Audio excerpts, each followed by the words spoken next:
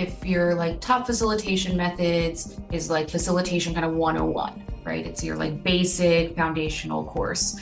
And then there's some that kind of work towards more advanced skills like strategic planning, right? Environmental scanning. MToP is like, now you're really in it to like try and master some skills.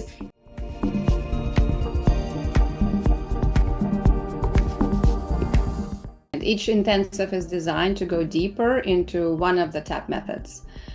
Focus Conversation Intensive 1, Consensus Workshop Intensive 2, Action Planning Intensive 3, and Intensive 4, taking a look at all three of those methods and kind of scanning the environment around additional participatory methods and looking for applying it to transformational change work.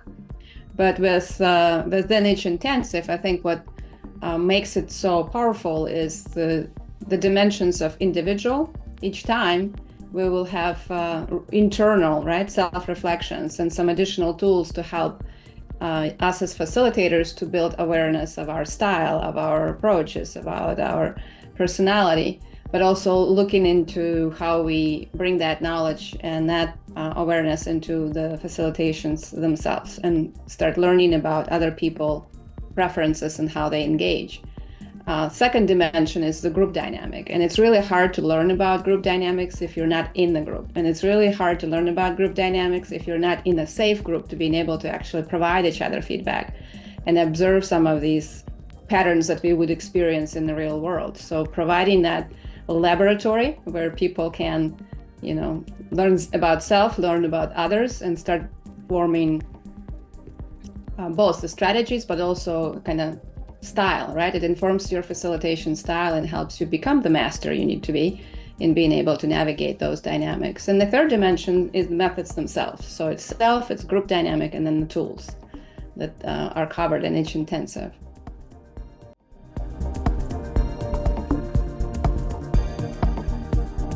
It's not necessarily designed for one sector. It's really powerful to have people come together from geographical locations, different ones, but also from different industries, and learn really more about humans and how we can implement some of these participatory methods, TAP specifically, but plus others in the world of working with human beings.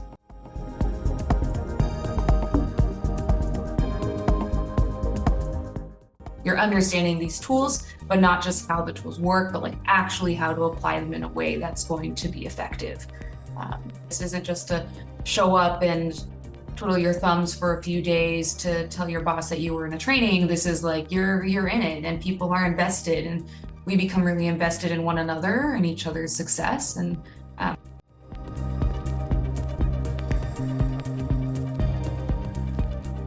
I would love for us to start thinking about facilitation as a skill. It's not a role necessarily in itself. Yes, some of us are professional facilitators or consultants who need that skill as an independent or neutral party coming into an organization. But ideally, more people within the organization have the skill. Everybody's job is going to be just a lot easier. I'm not a professional facilitator yet, or I don't do it a lot. And I thought it was great. I think it's really an opportunity to kind of pull back the curtain behind some and really understand the reason behind a lot of TOP tools and processes. And that helped me a lot to have that understanding. And even though I don't facilitate, that's not my title at my workplace, I have used these tools so much in my day-to-day work, and understanding how the different cohort members apply them differently in their jobs, because like Irina mentioned, they are coming from different sectors and different geographies. So I think MToP allows you to explore that. Like, how can I apply these tools to my day-to-day work and really improve, organizationally, management-wise, just so many opportunities there.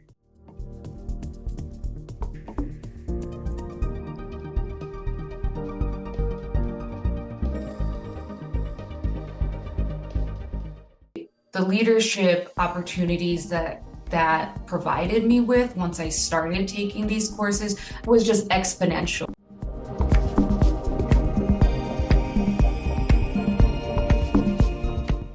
One of the things I noticed about 10 years ago when we committed to holding MToP every year as HueLife team was that systems that government systems or nonprofit organizations, foundations, and some corporations that at the time were very active with top methods would be much more successful in their desired transformational change processes when it's led by individuals who have had that type of experience and background in mastery programs.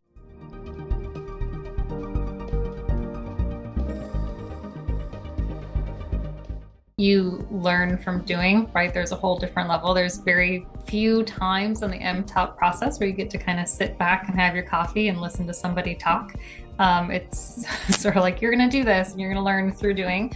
So the action planning, and, we developed we did a design consultation. So there's that level of learning. Also, working with co-facilitators. So that can be really positive and also has its own unique challenges. So I think that creates this whole learning experience too. What is this like to take this and work with colleagues on this? And how do we navigate that? And how do we more effectively support each other? Like, that was a takeaway from the action planning that I did with the group was, hey, there's more ways you guys could support each other as facilitators within that space, rather than just sort of divide and conquer, which is how we approached it.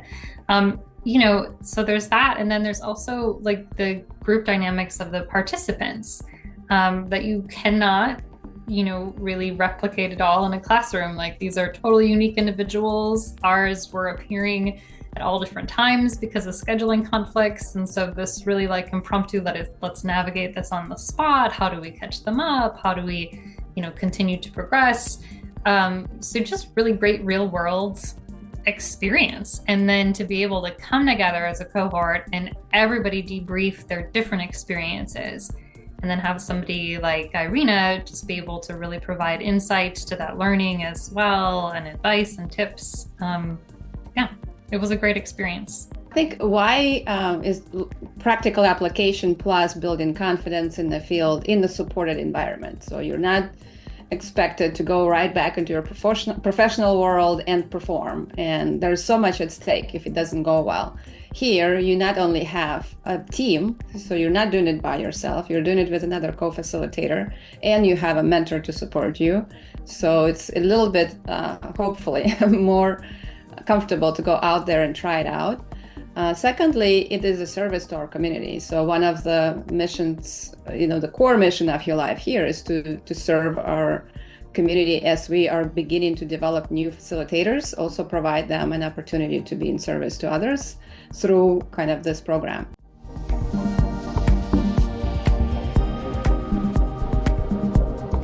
I loved the practical examples that were provided throughout the learning experience for the last year. I thought that was enormously helpful.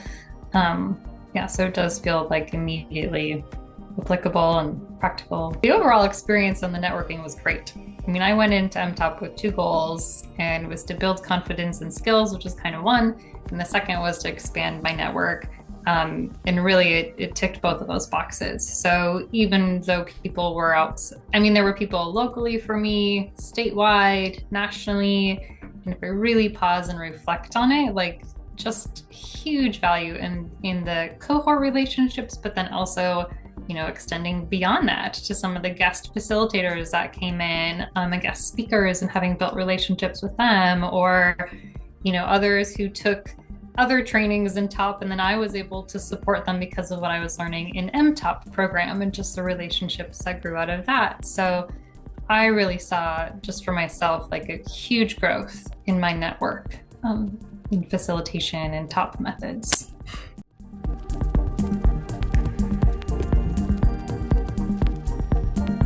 It gave me so much clarity as to what I do next and what I'm passionate about and what my skills are and where I can grow and how I can use what I learned to move in life in a way that feels really fulfilling to me.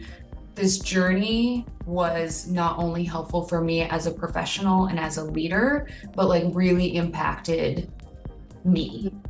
I was a participant once too, as yourselves, and getting into this for the first time. And I think going back to that year, 2009, the journey, the word journey in itself is what I would say the highlight for me. It wasn't a class, it wasn't a training workshop, right? Even though we use the word workshop within each session, but it's a real feeling that you're on a journey and you're not alone. I want to continue to pass that torch on.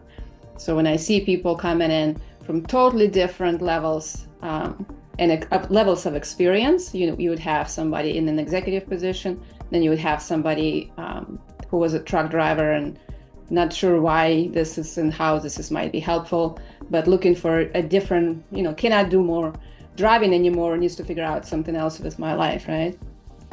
And so it doesn't matter what age or what skill level you come with to this cohort, you will develop. Maybe not all will end up in the same place, but everybody gains confidence. Everybody moves the needle on that journey of development.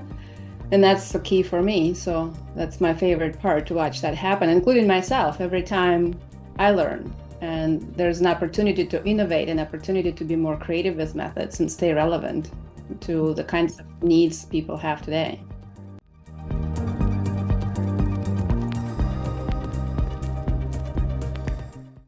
Real intentionality about recruitment and bringing the right people in the same space and paying attention to diversity. Number 2 is feeding people. That's something we literally feeding us. Feeding people. It's good food. It's one of those small things that makes a big difference. And when we teach facilitation just in the basic course, and we talk about the importance of being able to function when you're engaged, highly engaged. So we've decided that's on us. So lunch is on us. And that's different for sure. And the third piece, I think, is this intentionality to continue to stay in touch and support people beyond the program. So once you join us, we are committed to you being good facilitator, or we are committed to helping you to change what you need to change in your system, lead in a different way. So our core business is training and development of people. So that's what we're going to continue to add more resources to.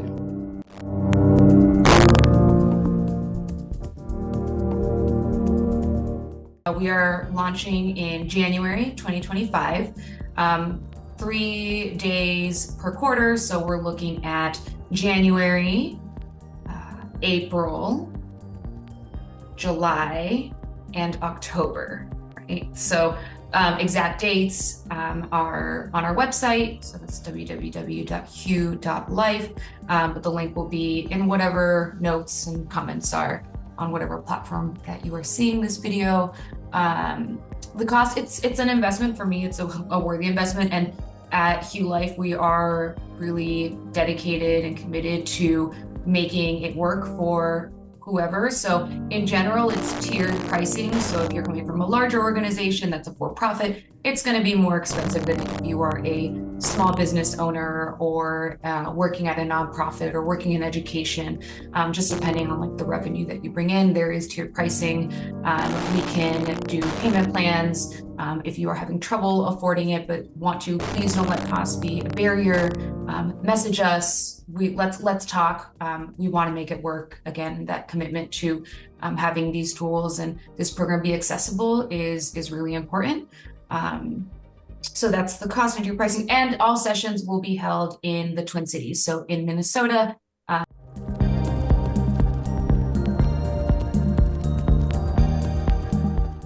I wish I would have known about a program like this way earlier on in my career. I'm pretty good at herding cats. It's kind of been part of my job for a long time, like flying herding cats. If I could put it in my resume, I would. But anyway, so this just gives me, this program would have given me the skills, the experience, the confidence to do things in a way that didn't feel so heavy sometimes. Like sometimes it feels like a really heavy lift to get people organized and to get people to buy in. And if you're thinking about it, just do it. I think it's a great experience. I'm really glad I did. I did it pretty quickly after being introduced to ToP, and I'm really happy I just dove in and got the full experience quickly.